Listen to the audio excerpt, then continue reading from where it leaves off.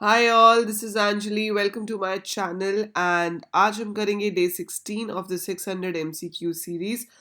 इस सीरीज के अंदर आपको 600 अप्रॉक्स मल्टीपल चॉइस क्वेश्चंस कराए जा रहे हैं जो आपके टर्म 1 बोर्ड एग्जाम्स के लिए बहुत ही इंपॉर्टेंट है। This is 16th video in this series. In every video we cover approx 20 questions. Total आपको 30 वीडियोस मिलेंगी जो आप अपने एग्जाम से पहले अच्छे से गो थ्रू कर सकते हो ताकि आपको हर तरह के मल्टीपल चॉइस क्वेश्चन की प्रैक्टिस हो जाए। चलिए आज के सेट ऑफ क्वेश्चन से शुरू करते हैं। बिफोर दैट, अगर आपके पास 12th IP या CS है या आप आगे जाके BCA BTech कुछ भी करना चाहते हैं, so this is the right place for you. Subscribe the channel right now because we have classes for class 11th, class 12th, BCA, BTech, BSc programming subjects. So you get everything related to these on the channel. So चलिए शुरू करते हैं। आपकी screen पर पहला question है ये। Excuse me, identify the valid keyword from the following. तो ये एक ऐसा क्वेश्चन है जो CBSE हर साल देती है। I am teaching for last 16 years. हर बार आपको ऐसा कुछ क्वेश्चन आता है जिसमें आपको आइडेंटिफायर या कीवर्ड को ढूंढना पड़ता है कि कौन सा वाला वैलिड है, कौन सा इनवैलिड है। अब क्वेश्चन क्या है? Identify the valid keyword. Identifier नहीं पूछा उन्होंने, कीवर्ड पूछा है। तो आपको बताना है कि नीचे दी हुई ऑप्शंस में से वैलिड कीवर्ड कौन सा है। आप कमेंट्स में आंसर साइड बाय साइड लिख सकते हैं और लास्ट में मुझे बता सकते हो कि मैम 20 में से मेरे कितने ठीक आए। ठीक है, उससे आपको अपनी परफॉर्मेंस पता चलती रहेगी, मुझे भी पता चलता रहेगा कि कितने बच्चों से फुल मार्क्स एक्सपेक्ट करने हैं ना। Identify the valid keyword from the following and the answer for this question is C, पास। पास जो है वो आपका कीवर्ड है। फॉर इसलिए नहीं है क्योंकि उसका F कैपिटल है। ब्रेक के पीछे S है तो ब्रेक होता है, ब्रेक्स नहीं होता है। वाइल पूरा का पूरा कैपिटल में है। Python is case sensitive language, so pass is the only keyword out of the given options. Next question, you have a dictionary in front of you. Which of the following statement will update the marks of Chem to 98? इसमें से कौन सी statement है जो केम subject के marks को change करके 98 कर देगी? ऑप्शंस आपके सामने हैं एंड इसका भी जो करेक्ट आंसर है that is option number C, that is both A and B। तो आप M केम इज इक्वल टू 98 करके भी डिक्शनरी में पड़ी हुई वैल्यू को चेंज कर सकते हो। इसका मतलब है कि जहाँ पे भी की केम है वहाँ पे 98 पुट कर दो। डायरेक्टली भी हो सकता है, otherwise we can do it with the help of update function. दोनों यहाँ पे काम करेंगे, both A and B। Next question is the same dictionary you have. What is printed using print MCS? अगर मैं ऐसे प्रिंट करूं तो क्या प्रिंट होगा? डिक्शनरी का नाम है CS आपकी की है, ठीक है, तो इसकी वैल्यू क्या है? 90।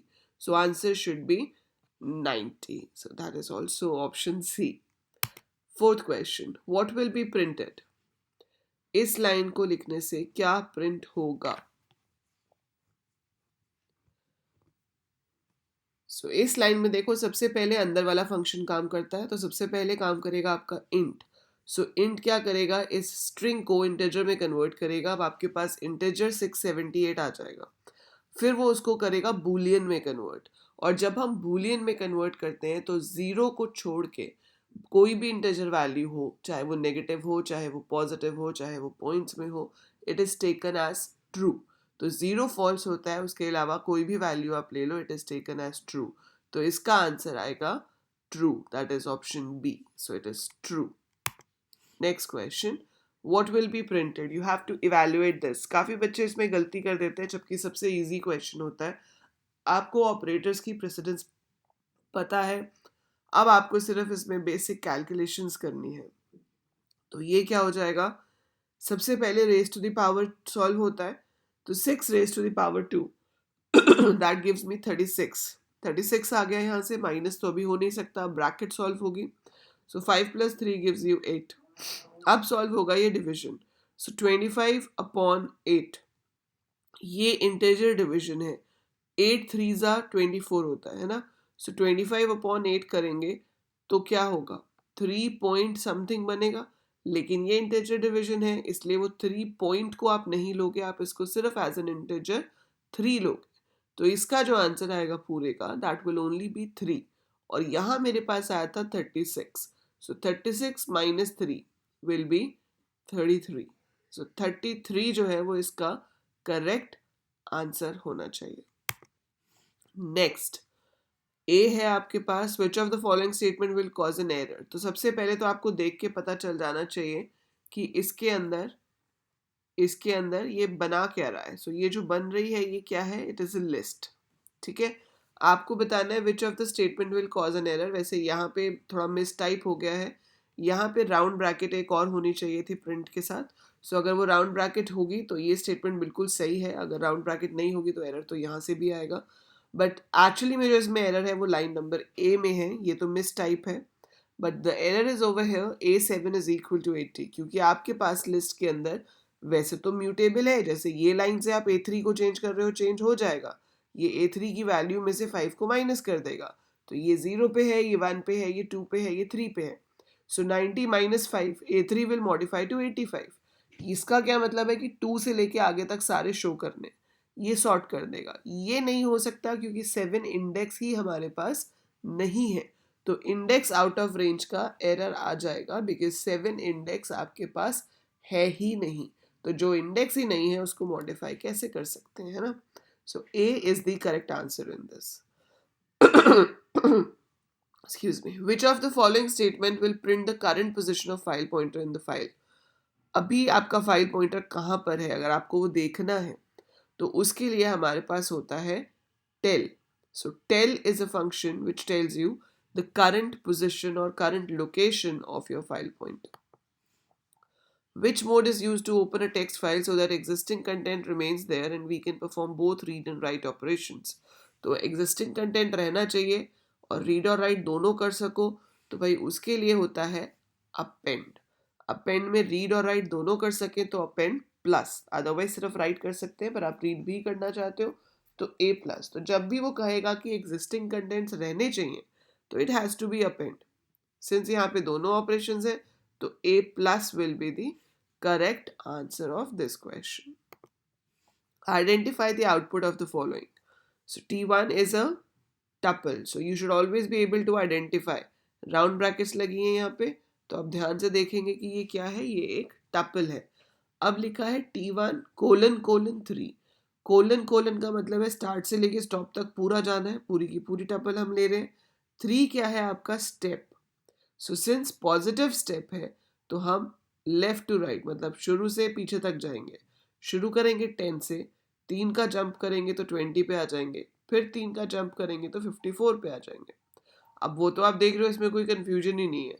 तो स्टेप वाली तो प्रॉब्लम थी ही नहीं, क्योंकि तीनों ऑप्शन ही क्या है, 10, 20, 54. इसमें 24 है जो कि है ही नहीं टपल में, तो इसको तो आउट ही कर दो. तो अब आपको चूज ये करना है कि स्क्वायर ब्रैकेट वाला या राउंड ब्रैकेट वाला. सो हम उठा कहाँ से रहे हैं, टपल में से. सो स्लाइस भी जो है वो क्या आएगा, टपल. सो इसका आंसर जो है वो होगा option number B, tuple. If there is no return statement in a function, dash value is returned. अगर फंक्शन में कोई रिटर्न स्टेटमेंट नहीं है और आप उससे कोई वैल्यू वापस कैच कर लेते हो तो वो क्या रिटर्न करता है. So it returns none. C, option C, it returns none. And make sure जब आप नन लिखो तो आपको एन कैपिटल लिखना है. सो नन का एन कैपिटल है, विच शोज कि हमारे पास कुछ भी रिटर्न नहीं हुआ. Okay, evaluate true and false और ट्रू. तो इसका आंसर आएगा ए, दैट इज ट्रू, क्योंकि ट्रू एंड फॉल्स पहले एंड होता है फिर और होता है. तो प्रेसिडेंस क्या होती है लॉजिकल की, कि सबसे पहले नॉट होगा, फिर एंड होगा, फिर और होगा. तो सबसे पहले हुआ आपका एंड ने आपको दिया फॉल्स, फॉल्स और true is true, so answer will be true. Okay, answer this one. A is 10, B is 70, and then some code is there. So what will be the output? You can pause the video, solve it, and then check your answer. So answer for this is option number A. So this code is actually swapping two variables without using a third variable. So दो variables की values को interchange किया जा रहा है यहाँ पे. So option A is the correct answer. What is the data type of variable data in the code? सो ये जो कोड यहाँ पे लिखा है f is equal to open story dot T X T, फिर डेटा में हमने f डॉट रीड कर लिया, उसको प्रिंट किया।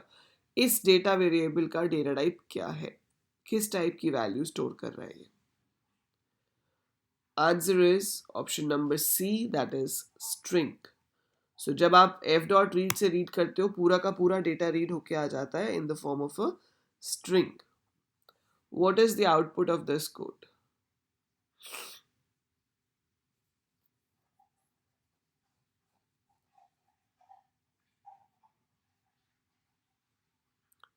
सो इसका आंसर है ऑप्शन नंबर सी, ये 10 20 40। x 10 है, 10 less than equal to 20 is true, 10 print हो गया, will become 20। 20 less than equal to 60 is true, 20 print हो गया, 20 into 2 is 40। 40 less than equal to 60 is true, 40 print हो गया, नाउ इट विल बिकम 80। 80 पे condition false हो जाएगी, सो it will stop and आगे प्रिंट नहीं करेगा। Answer this question. What cannot be the possible output of the given code? So आपने यहाँ पे लिखा है random n is equal to random dot rand int 1,6. That means जो नंबर आएगा वो 1 2 3 4 5 6 में से कोई हो सकता है, other than that कुछ नहीं हो सकता। So 8 प्रिंट हो रहा है B में, which is not allowed, वो नहीं आ सकता। So B is the correct answer of this. What is the output of this question? So आपको लूप्स भी अच्छे से क्लियर होने चाहिए to get the proper result. S0 है, x इन रेंज 5 16 5, मतलब 5 से शुरू होगा, 5 का स्टेप चलेगा, तो ये चलेगा 5 10 15 के लिए, है ना। So it will work for 5, then it will work for 10, then it will work for 15, और उसको हम s में ऐड करा रहे हैं। तो पहली बार जब x में 5 होगा तो 0 प्लस 5 विल बिकम 5, अगली बार उसमें 10 हो जाएगा, सो 10 प्लस 5 विल बिकम 15, अगली बार उसमें 15 हो जाएगा, तो 15 प्लस 15 विल बिकम 30, फिर लूप खत्म हो जाएगा। तो answer will be option number A, that is 30। What is the output of this code? आपके पास एक फाइल है जिसमें ये कंटेंट गिवन है। I am a Python programmer, I love coding as well as teaching how to code, programming is fun. Now I write this code in a program. तो मैंने file open की, seek 7 किया, कुछ read किया और उसको show कर दिया, और उसके बाद मैंने f डॉट क्लोज कर दिया। तो ये क्या प्रिंट करेगा? तो इसका आंसर है option number C, that is 13, क्योंकि हमने पहले ही उसको 7th पोजीशन पे तो खुद मूव करा दिया, वहां से हमने 6 कैरेक्टर्स रीड कर लिए। तो जब रीड करते हैं तो अपने आप फाइल पॉइंटर आगे जाता है, तो 7 से उसने रीड करना शुरू किया, 6 कैरेक्टर्स रीड किए, तो अब वो पहुंच जाएगा 13 पे, इसलिए जो इसका करेक्ट आंसर है that will be 13। What is the output of this? ये कोड है आपके पास। So we have data is equal to f dot read lines print len data. So read lines कैसे रीड करता है? It reads in the form of a list of strings. So 3 lines हैं आपके पास, तो एक लिस्ट बन जाएगी जिसमें ये 3 स्ट्रिंग्स आ जाएंगी। अब अगर आप उसकी लेंथ चेक करोगे, सो it will be b, that is 3। So lines कितनी है? 3 है, सो 3 will be the answer. So this is the last question for this particular video. अगली वीडियो में हम 20 क्वेश्चंस और करेंगे। तो ये 20वां क्वेश्चन है। I am a Python programmer, file is the same. हमने फाइल को ओपन किया, we write data is equal to f dot read dot split. तो ऐसे बहुत सारे क्वेश्चन सीबीएसई ने सैम्पल पेपर में भी दिए हैं, टेक्स्ट फाइल पे बेस्ड। मैं भी प्रैक्टिस करा रही हूँ, तो बहुत चांसेस हैं कि ऐसे क्वेश्चंस आपको आएंगे जहाँ पे फाइल हैंडलिंग का कोड लिखा होगा और आपको बताना होगा कि उसका आउटपुट क्या है।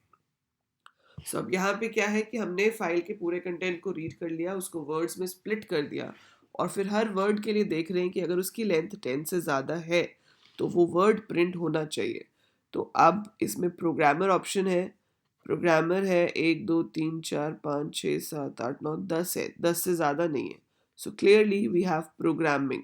सो ये रहा programming and it is more than 10। So answer is option number B. So B is the correct answer for this question. So that is it for this video. अब आप मेरी वो वीडियो ज़रूर देख लेना जिसमें मैंने आपको 6 डेज का मास्टर प्लान बताया है कि एग्ज़ाम से पहले 6 दिन हम किस तरीके से काम करेंगे, ठीक है. सो must watch that, subscribe the channel, share it with all your friends, all your classmates, and take care. I'll see you soon.